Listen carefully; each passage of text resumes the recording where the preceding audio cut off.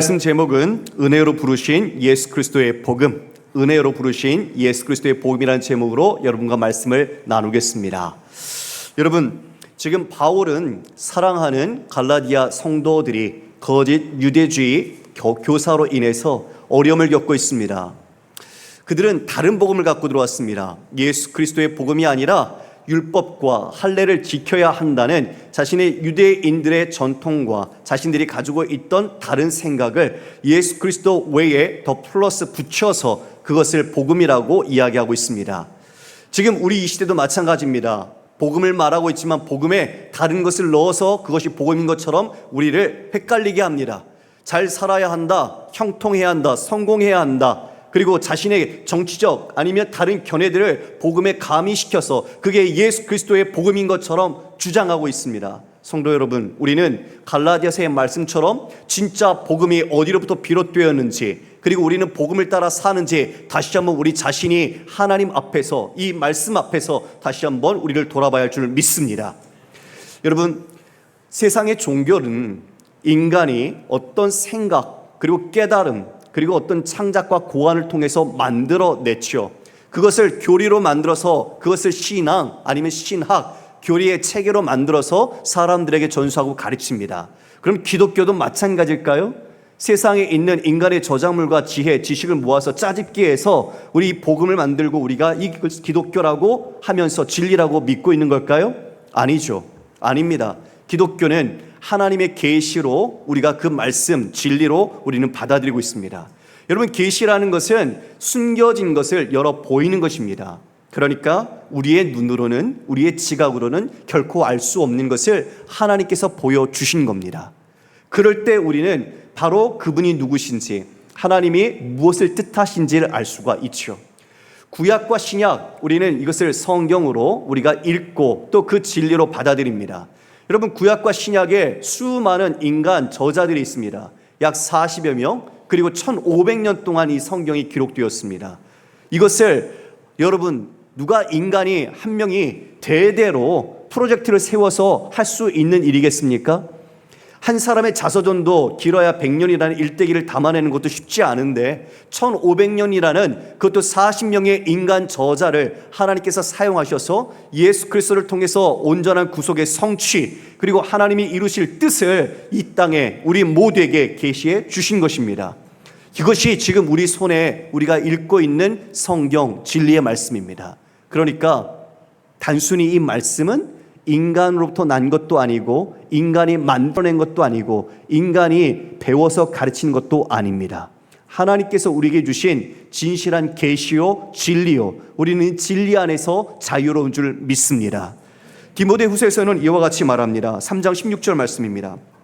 모든 성경은 하나님의 감동으로 된 것으로 교훈과 책망과 바르게 함과 의로 교육하기에 유익하니 이는 하나님의 사람으로 온전하게 하며 모든 선한 일을 행할 능력을 갖추게 하려 함이라.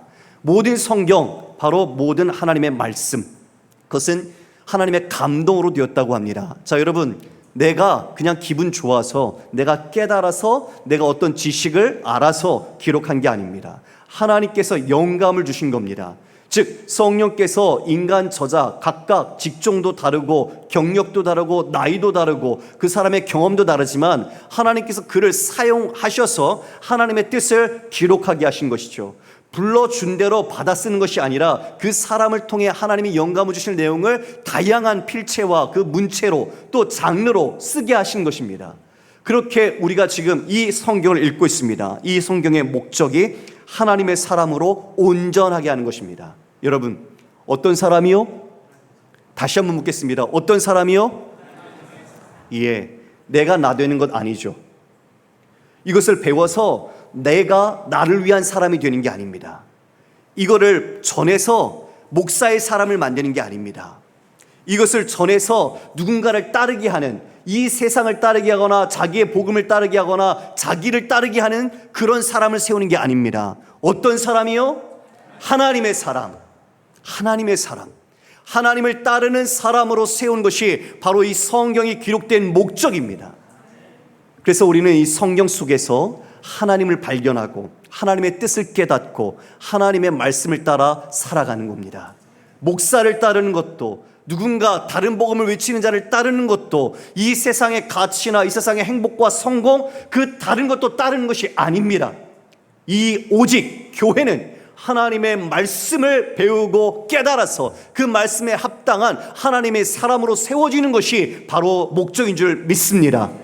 그러므로 우리는 하나님의 사람으로 하나님의 선하신 일을 하는 것이 우리의 삶입니다.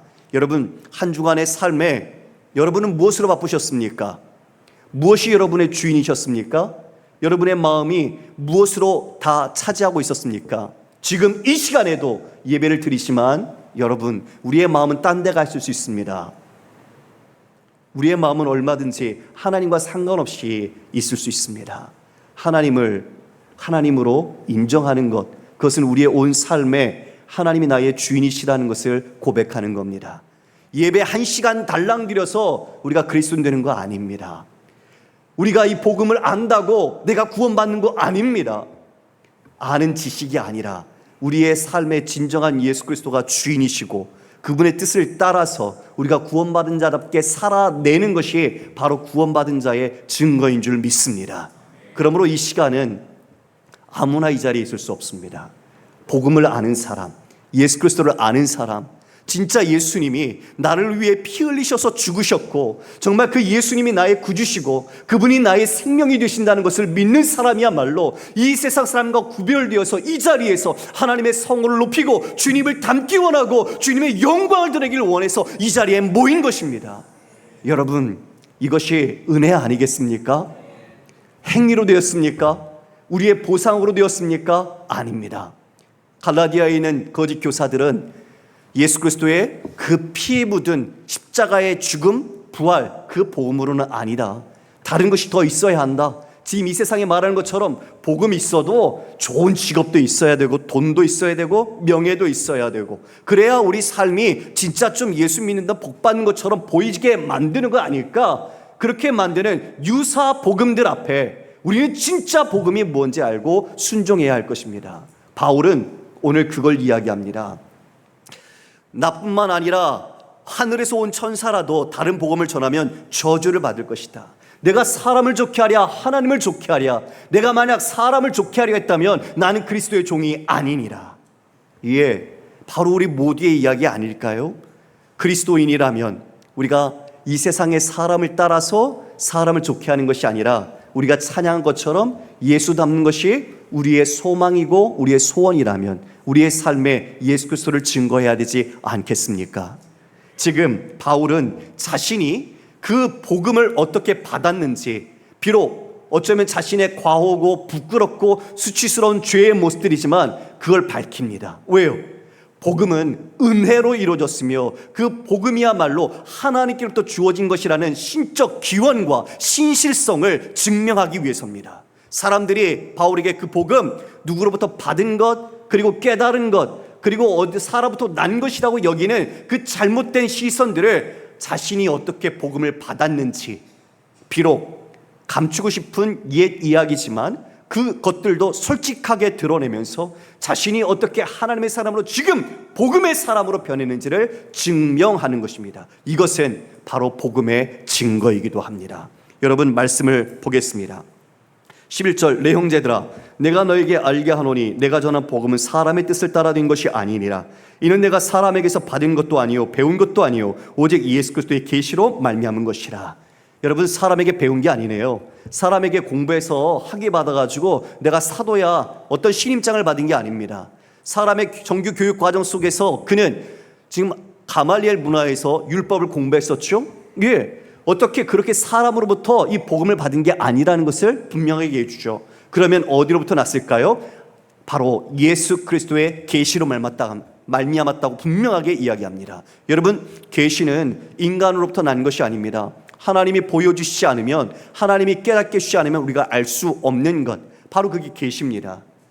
어떻게 바울이 그 계시를 받게 되었을까요? 오직 예수 그리스도의 계시로 말미암았다라고 하면서 이제 자신의 과거의 이야기를 소환해서 이야기해 줍니다.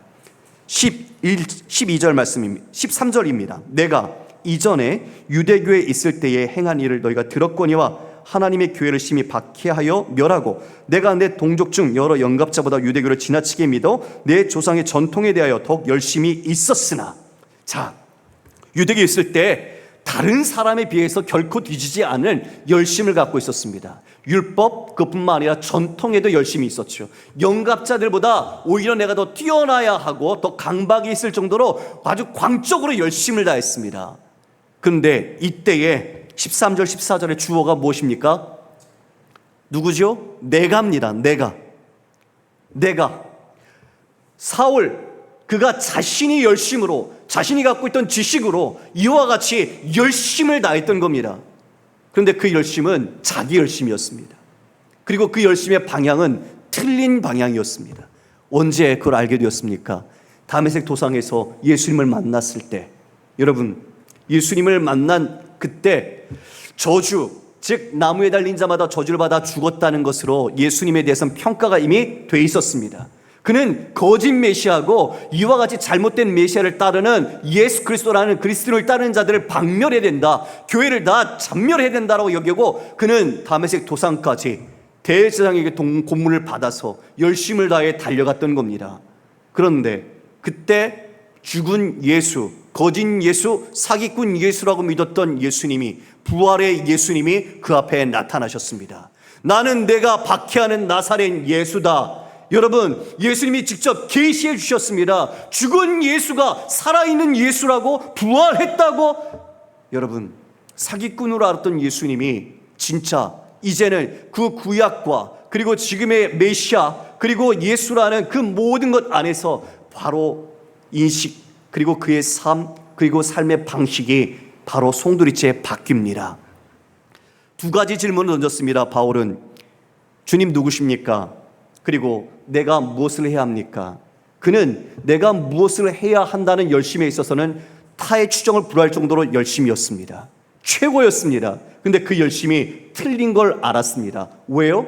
첫 번째 질문에서 실패했기 때문에. 주님을 몰랐으니까요.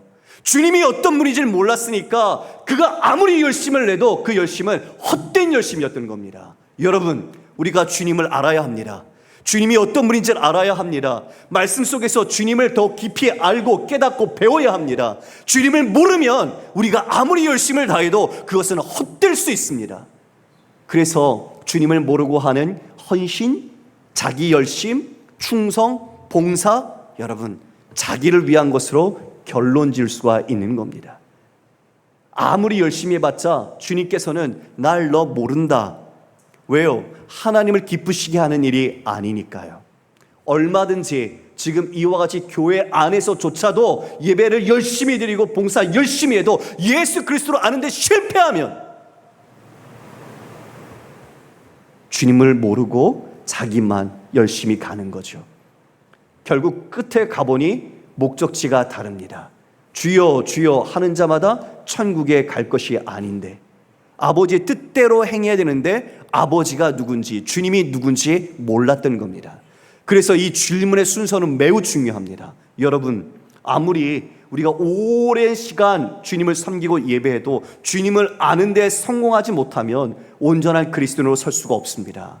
그래서 우리는 주님을 아는데 우리가 첫 번째 우선순위를 두어야 합니다. 할렐루야. 우리의 봉사 기간이요, 우리의 신앙의 이력이요, 우리의 구원을 보장하는 것 아닙니다.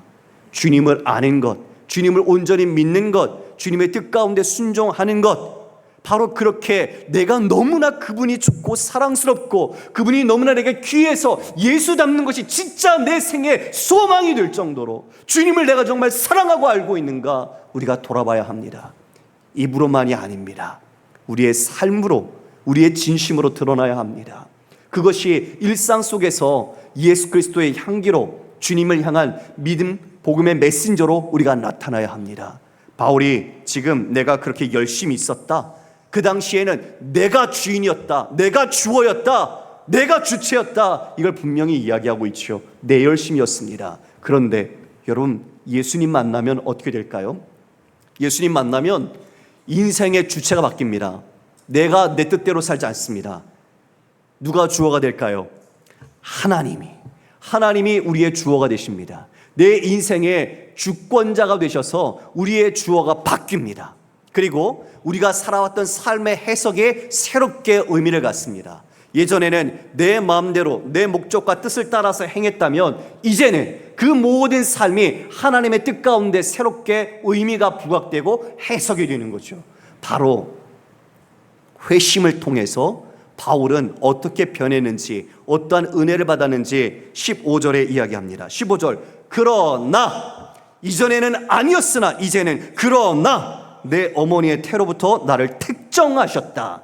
여러분, 어머니의 태로부터 나를 택정, 아포리조라는 단어인데요, 이것은 구별하셨다는 것, 따로 떼어 놓으셨다는 겁니다. 누구를요? 자신을요. 이전에는 자신이 내가 원하는 대로 삶의 주인이 되어 내 열심대로 내가 최고를 다해서 살았습니다. 그는 아주 유명한 가말리엘 문화에서 최고의 엘리트로 공부했고, 그리고 그 율법만큼을 다른 사람에게도 지지 않는 지식을 갖고 있었고, 열심도 그와 같이 특심이었습니다.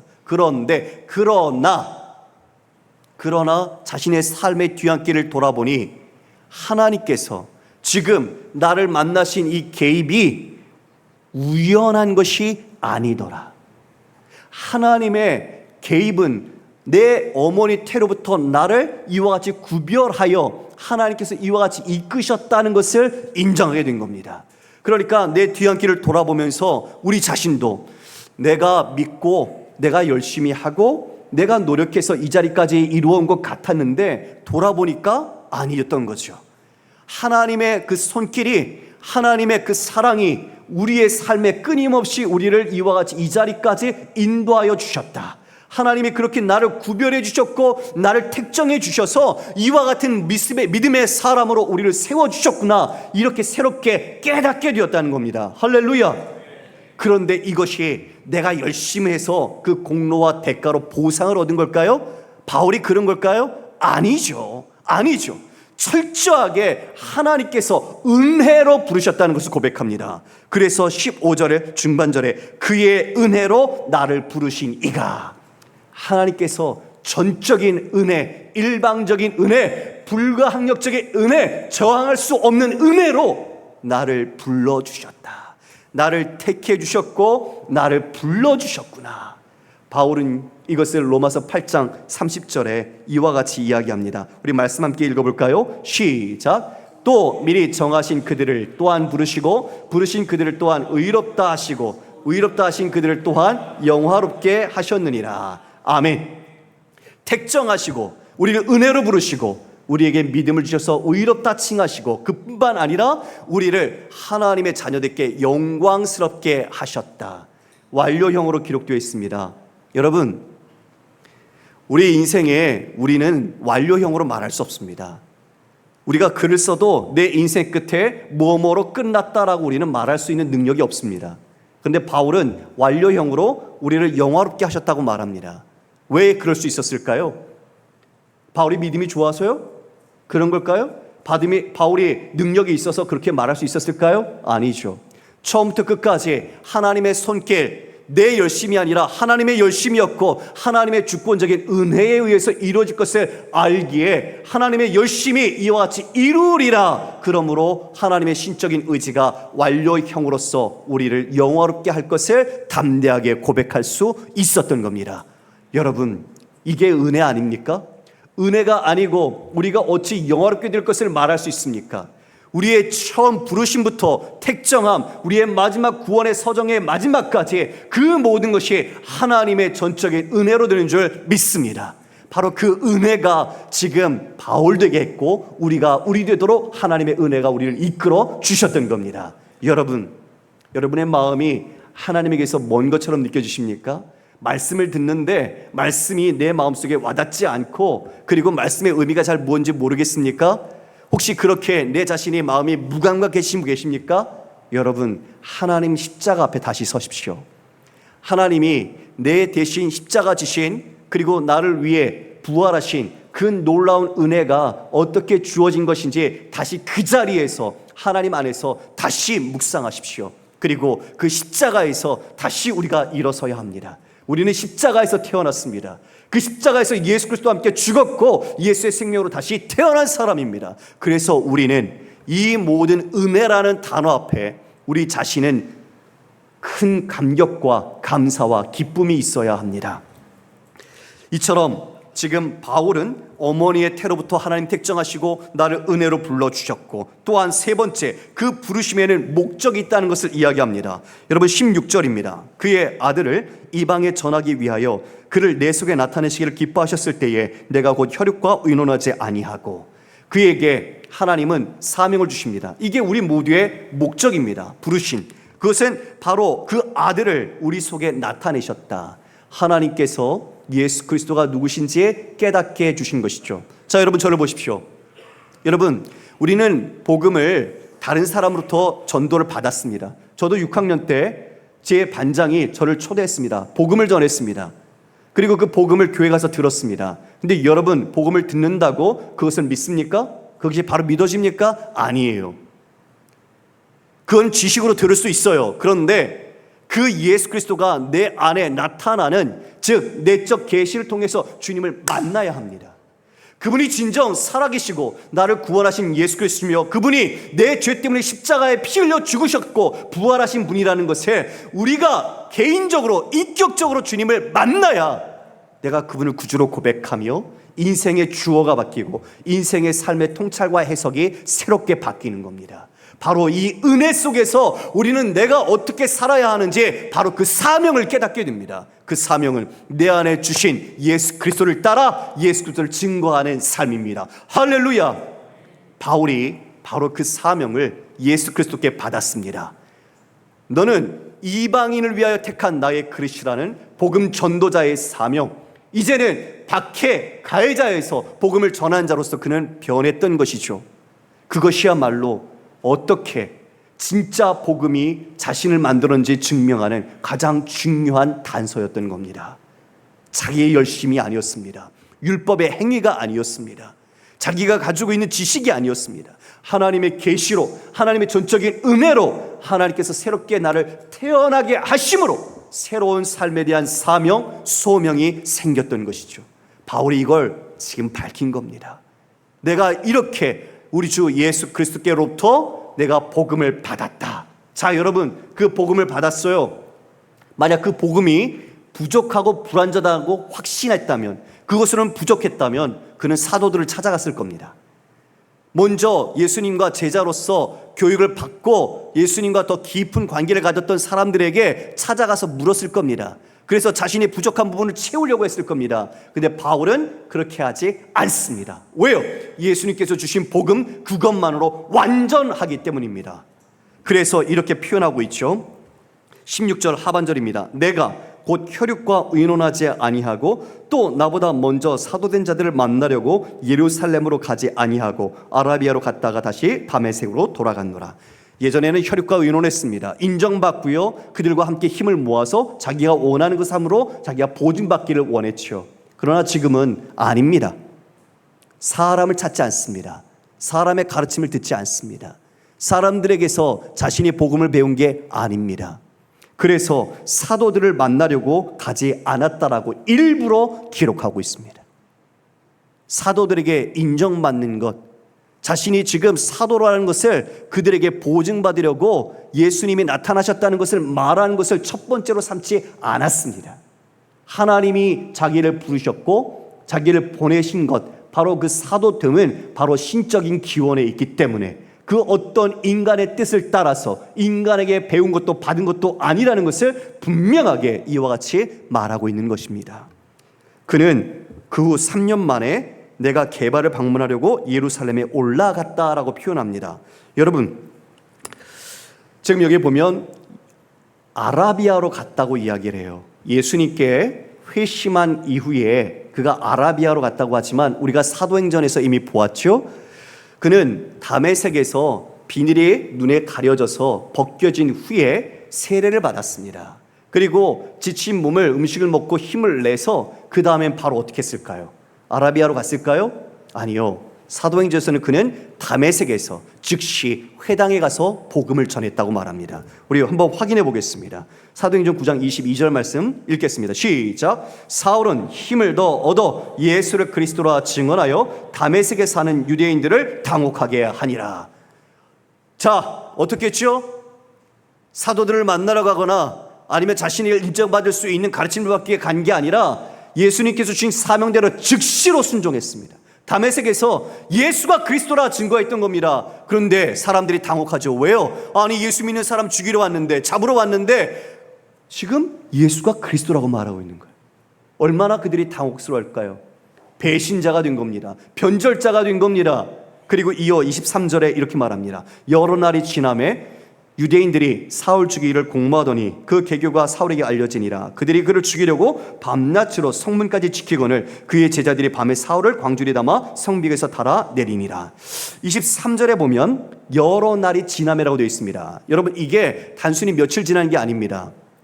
즉 오늘 본문 우리가 읽은 것처럼 3년 만에 예루살렘으로 올라갔다라고 했죠. 즉 회심한 지 3년 뒤에 예루살렘에 올라간 바로 그 여러 날, 바로 그 기간이 지금 이 표현입니다. 그러면 이때 바울은 아라비아로 갔다고 되어 있는데, 아라비아에서 학자들은 어떻게, 많은 사람들은 이렇게 이해를 합니다. 그 3년 동안 예수님이 제자들과 함께 훈련했듯이 아라비아의 광야에서 지금 이 복음과 율법을 바울은 자신이 해석하고 계시를 통해서 자신의 신학적 체계를 정립했을 것이다 라고 이야기합니다. 물론 그럴 수 있습니다. 그러나 우리가 또 다른 바울이 직접 밝힌 내용에서는 다른 면도 확인할 수 있습니다. 고린도후서 11장 32절 33절입니다. 시작. 다메섹에서 아레다 왕의 고관이 나를 잡으려고 다메섹 성을 지켰으나 나는 광주를 타고 들창문으로 성벽을 내려가 그 손에서 벗어난도라. 조금 전에 유대인들이 자신을 죽이려고 해서 다메섹 성문에서 광주를 타고 내려왔지요. 그 내용을 좀 더 구체적으로 지금 말해주고 있는 겁니다. 뭐라고 말합니까? 아레다 왕의 고관이 나를 잡으려고 다메섹 성을 지켰다. 여러분, 여기 아레다 왕, 그는 누군가? 아라비아에 있는 나바티안 왕국의 왕입니다. 그러니까 바울이 아라비아에 가 있는 동안 자신이 조용히 이 복음과 율법을 연구하고 준비한 것만이 아니었어요. 그곳에서 뭐 한 거죠? 복음을 전한 것입니다. 바로 그곳에서 예수님께 주신 그 사명을 따라서 그들에게 복음을 전했던 겁니다. 아레다 왕이 자신을 죽이려고 하자 그 아라비아를 떠나서 다메섹으로 왔는데, 다메섹의 아레다 왕의 고관이 그 성을 지키며 자신을 죽이려 하자 형제들이 광주리에 자신을 달아 내렸던 것이죠. 그래서 예루살렘으로 향하여 가게 되었던 겁니다. 바로 그 시간, 히든 타임, 숨겨진 시간이라고 여겼던 아라비아의 시간은 바로 그 하나님의 말씀을 연구하고 준비한 것뿐만 아니라 하나님께 순종했던, 바로 즉시로 순종했던 바로 그 역사적 시간들이었던 겁니다.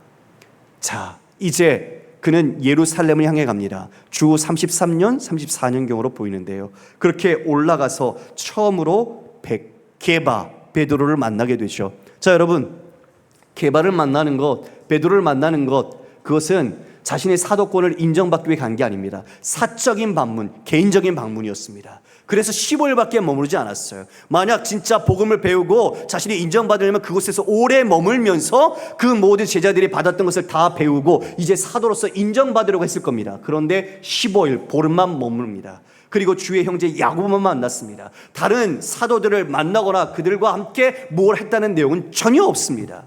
여러분, 그러니까 지금 그는 이제 이렇게 15일 동안 게바를 만나서 함께 이야기를 나눈 뒤에 그 안에서 뭘 했을까요? 예루살렘에서 보름 있는 동안 사도행전 9장 29절에 그의 행적이 드러납니다. 또 주 예수의 이름으로 담대히 말하고 헬라파 유대인들과 함께 말하여 변론하니 그 사람들이 죽이려고 힘쓰거늘 형제들이 알고 가이사랴로 데리고 내려가서 다소로 보내니라. 뭐 했습니까?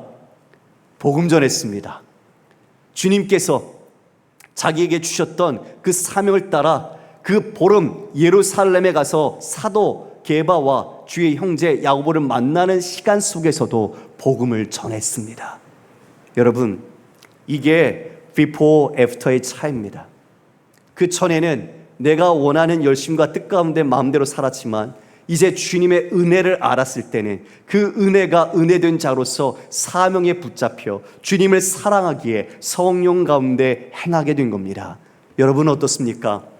여러분 주님을 사랑하십니까? 여러분의 삶에 정말 주님을 드러내는 것을 가장 기쁨으로 삼고 계십니까? 내 생각, 내 열심, 내 의견이 아니라 주님의 말씀, 주님의 사랑, 주님의 복음이 드러나는 것을 여러분의 삶의 목적과 기쁨으로 삼고 계십니까? 다른 복음은 없습니다.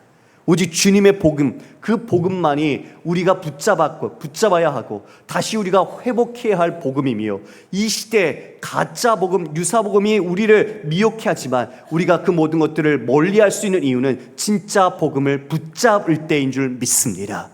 여러분, 바울이 지금 자신의 이 모든 자전적인 이야기를 통해 하나님께서 주신 복음이야말로 진정한 참된 복음이라는 것을 증명한 것입니다.